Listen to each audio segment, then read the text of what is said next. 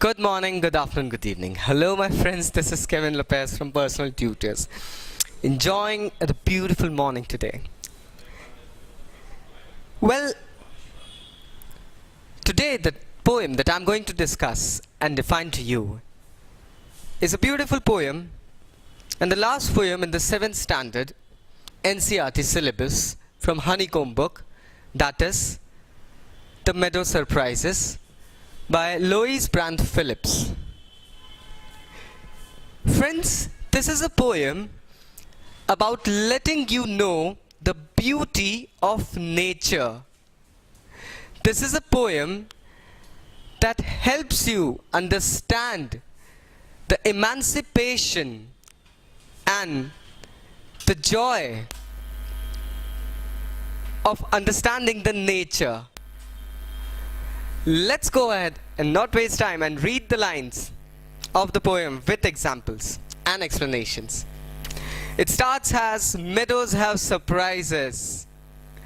Wow, now this is beautiful. Now what is a meadow? Meadow is a beautiful area either in a garden or a forest or woods that is full of flora and fauna. That is the absolute nature.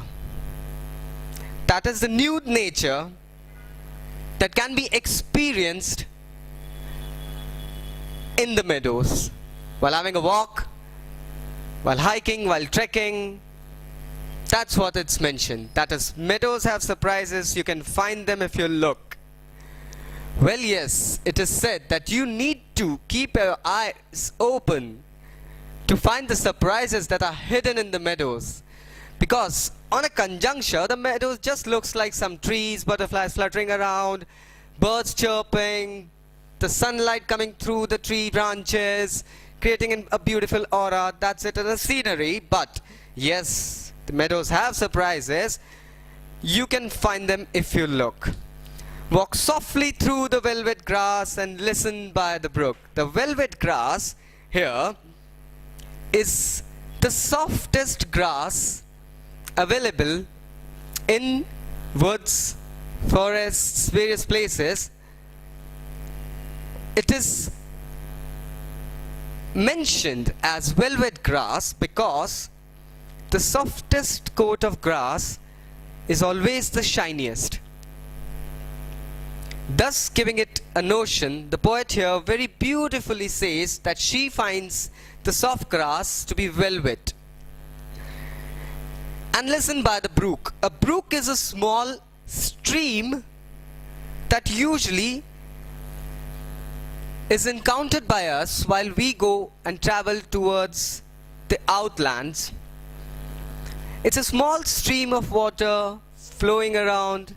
Obviously that's a fresh water. And just while sitting by it, you can find numerous surprises, because water is a generator of life, my friends. Quite numerous activities happen near the sources of water.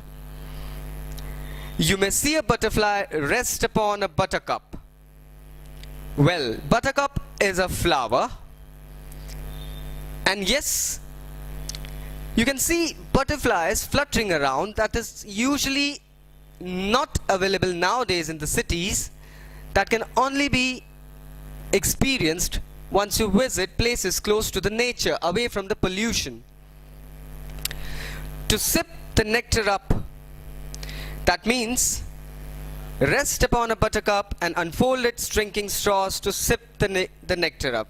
The drinking straw is, the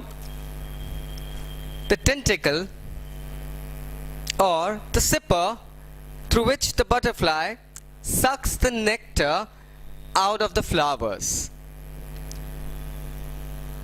It is beautifully mentioned by the poet that it's a straw that butterfly carries along with her everywhere she goes, and whenever she finds a flower full of nectar, she just unfolds the straw and starts sipping the nectar.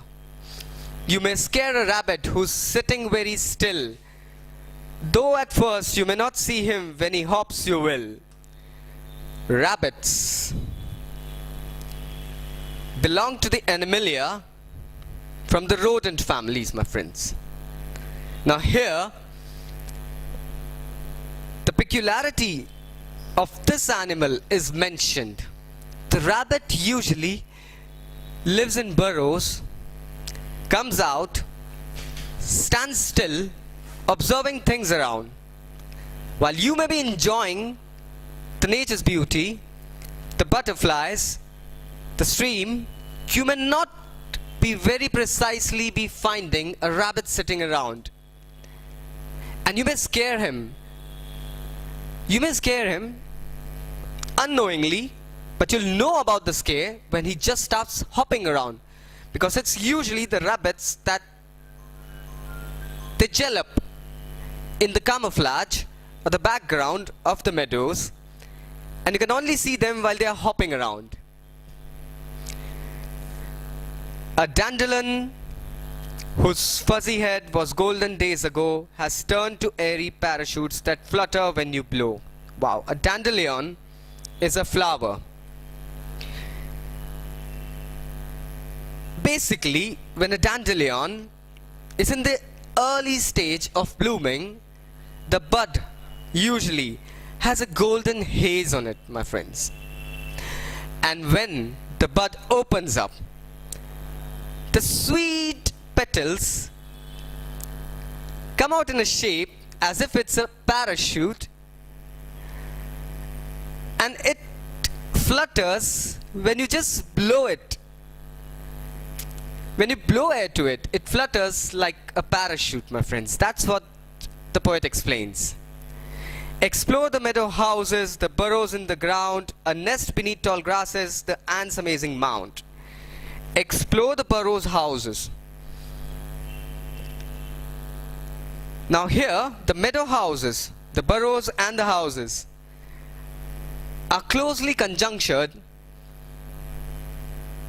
as a link between the burrows where various rabbits, rodents, ants, they live out there, the mounds that they build, that is the ant houses, is mentioned as the meadow houses.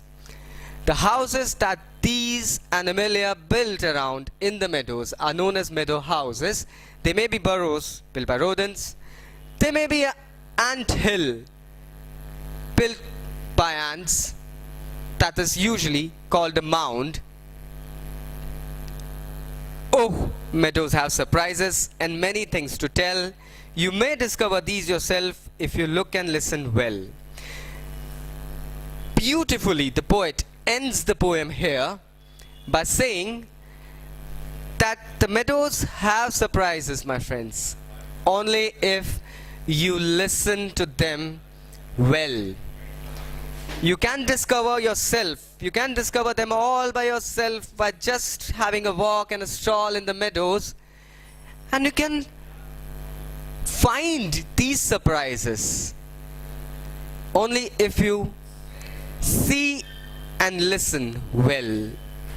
Usually in the meadows you may find chirping birds, crickets creeping, flutter of butterflies, insects flying around, rodents like squirrel, mice, rabbits, and quite a number of small animalia. But you can only find them once you listen to them, my friends. Let's have a look at a few question and answers that can help you. The first question here is reading the lines. You need to find out the words and the meaning of them. The first thing is the velvet grass. The velvet grass refers to the soft grass, my friends. Second word here is drinking straws, then meadow houses, amazing mounds, and fuzzy head. The drinking straw here, as I explained, is the section through which the butterfly sucks the nectar out of flowers. The meadow houses are various places, the burrows, the anthill, even the burrows in the tree, the hollows of the tree, where usually woodpeckers, owls, they live. Then it is amazing mound, that is the amazing beauty of the anthill. Usually they build mounds as tall as 6 to 7 feet, my friends. It reaches 10 feet as well at places. And discoverers and trekkers have found such things as well. The last thing is fuzzy head. The fuzzy head here is the glamorous hairy bud of a flower. Usually a bud has certain hair-like structure to keep the animalia and the insects away from the blooming flower, so as to let the flower have a chance to bloom. That is what mentioned over here. The next question would be, which line in the poem suggests that you need a keen eye and sharp ear to enjoy a meadow? Now the last line of the poem is, if you look and listen well. My friends, this is the line that brings the difference. It shows the difference. It says you can listen and see. You can find the surprises in the meadow only if you do that. Now friends, if you want to know about more topics, there's an information button here at the top left of mine. Just click on it.